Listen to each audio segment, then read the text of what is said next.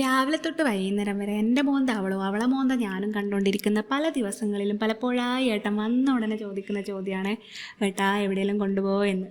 അപ്പോൾ ഏട്ടനൊന്ന് ആലോചിക്കും, ഇവരെ എവിടെ കൊണ്ടുപോകാനാന്ന്. ഏട്ടനെ പറഞ്ഞിട്ടും കാര്യമില്ല, ഇവിടെ കുറേ അമ്പലങ്ങൾ ഒഴിച്ചാൽ ബീച്ചോ വലിയ പാർക്കോ അങ്ങനെ ഒന്നും ഇല്ലാതാണ്. അപ്പോഴാണ് തൃശ്ശിയിൽ ഒരു ബേർഡ്സ് പാർക്ക് റീ ഓപ്പൺ ആയെന്ന് കേട്ട പാതി കേൾക്കാത്ത പാതി നമ്മൾ റെഡി. കൂടെ വാമിയുടെ പ്രവണ്യാക്കിയ ലിംഗേഷ് അണ്ണനുണ്ടേ. ഇവരുണ്ടേ തന്നെ അവൾ ഫുൾ ഓണാണേ. ചെറുതിലെ കാണുന്നതുകൊണ്ട് തന്നെ ഇവക്ക് നമ്മളെക്കാട്ട് ചിലപ്പോൾ അവരെയാ കാര്യമെന്ന് തോന്നിയേ. ഇവനാന്നേ നമ്മളെ വരവേറ്റത്. ഇവർക്കൊക്കെ കൊടുക്കേണ്ട ഐറ്റംസൊക്കെ പുറത്തുനിന്നും തന്നായിരുന്നേ.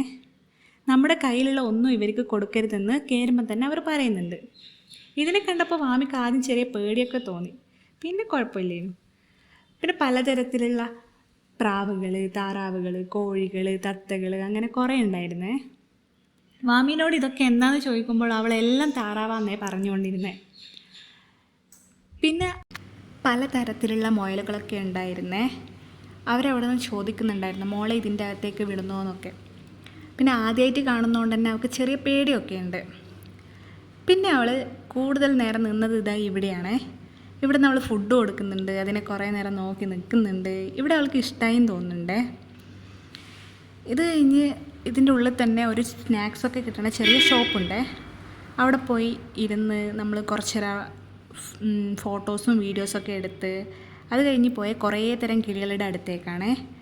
അവിടെ നിന്ന് നെൽമണികൾ കാണിക്കുമ്പം തന്നെ കിളികൾ വന്ന് കയ്യിലിരിക്കുന്നുണ്ടായിരുന്നേ.